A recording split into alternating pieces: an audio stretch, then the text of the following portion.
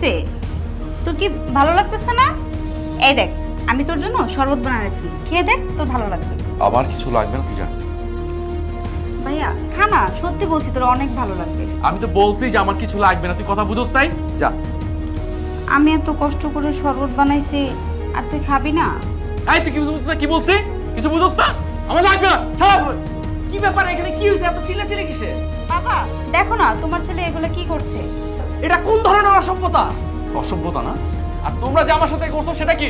মানে আমরা তোর জন্য যা করছি তোর ভালোর জন্য